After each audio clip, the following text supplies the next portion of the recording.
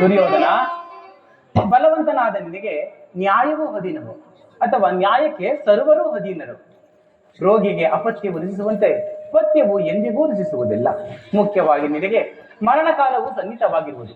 ಅದಕ್ಕೋಸ್ಕರವಾಗಿಯೇ ನೀನು ಹೀಗೆ ಬುದ್ಧಿ ವಿಕಲ್ಪನಾಗಿ ಮಾತನಾಡುತ್ತಿರುವೆ. ಸಾಕು, ಸುಮ್ಮನಿರು.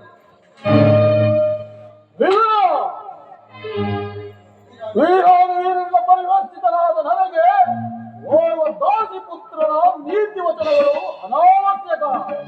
ಸೋದರ ದುಶ್ಯಾಸನ, ಈ ವಿದುರನು ಹಿರಿಯವನು ಪೂಜ್ಯನು ಎಂದು ಸುಮ್ಮನಿದ್ದರೆ ರಾಜಸಭೆಯನ್ನು ಲೆಕ್ಕಿಸದೆ ಬಾಯಿಗೆ ಬಂದಂತೆ ಮಾತನಾಡುತ್ತಿರುವನು. ಕೂಡಲೇ ಈ ವಿದುರನನ್ನು ರಾಜಸಭೆಯಿಂದ ಹೊರದೂಡುವನಾಗು.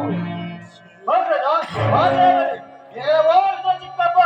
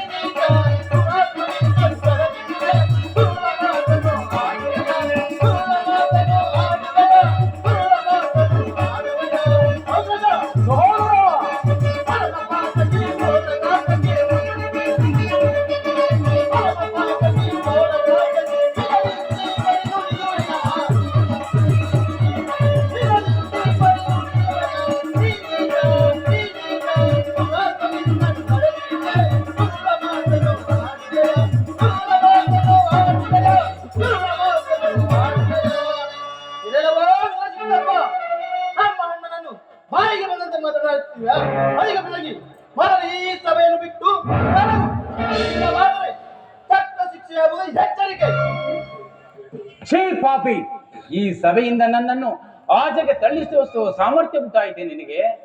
ಗಮನಿಸಿ ಕೇಳು. ನೀನು ಅಯೋಗ್ಯನಾದರೂ ನನಗೆ ತಿಳಿದಿರುವ ನ್ಯಾಯ ನೀತಿಗಳನ್ನು ನಿನಗೆ ಹೇಳಲೇಬೇಕು. ಇದುವರೆಗೂ ನನಗೆ ನಿನ್ನ ಮೇಲಿದ್ದ ಪ್ರೀತಿಯು ದ್ವೇಷವಾಗಿ ಪರಿಣಮಿಸಿದೆ. ಜಗದೊಡೆಯನಾದ ಶ್ರೀಕೃಷ್ಣ ಪರಮಾತ್ಮನನ್ನು ತಿಳಿದಾಡುತ್ತಿರುವ ನೀವು ನಿಮ್ಮ ನಾಲಿಗೆಯು ಸೇರಿ ಹಿಂದೆ ನೀನು ದ್ರೌಪದಿಗೆ ತುಂಬಿದ ರಾಜಸಭೆಯಲ್ಲಿ ವಸ್ತ್ರಾಪರಣ ಮಾಡಿದ ಕಾಲದಲ್ಲಿ ಭೀಮಸೇನನು ತನ್ನ ಗದೆಯಿಂದ ನಿನ್ನ ತೊಡೆಯನ್ನು ಪ್ರಹಾರಿಸಿ ಮುರಿಯಬೇಕೆಂದು ಮಾಡಿದ್ದನು. ಅದನ್ನು ತಪ್ಪಿಸಿ ಕಾಪಾಡಬೇಕೆಂದು ರಕ್ಷಿಸಿಕೊಂಡು ಬಂದಿದ್ದ ಈ ಬಿಲ್ಲನ್ನು ಹಿಂದೆ ಮುರಿದು ಬಿಸಾಡುವೆನು. ಅನರ್ಥವಾಯಿತು.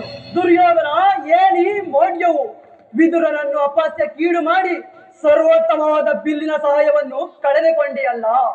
ಈತನು ಧನುರ್ಧಾರಿಯಾಗಿ ನಿನ್ನ ಬೆಂಬಲಕ್ಕೆ ನಿಂತಿದ್ದರೆ 3 ಲೋಕವನ್ನೇ ಜಯಿಸುತ್ತಿದ್ದನು. ಮಿತ್ರ, ಈ ವಿದುರನ ದೊಡ್ಡ ಬೆದರಿಕೆಗೆ ನೀನು ಹೆದರುವೆಯಾ?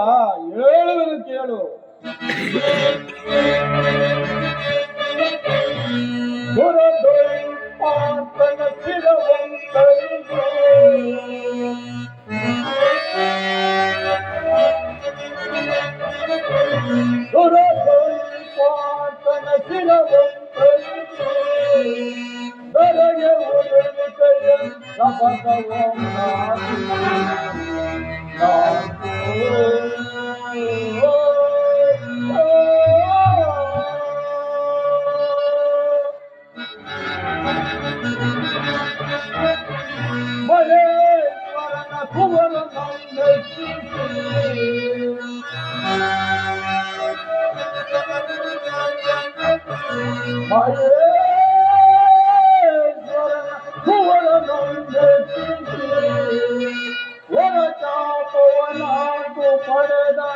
ನಿಲಜ ಸಾಮಾನ್ಯ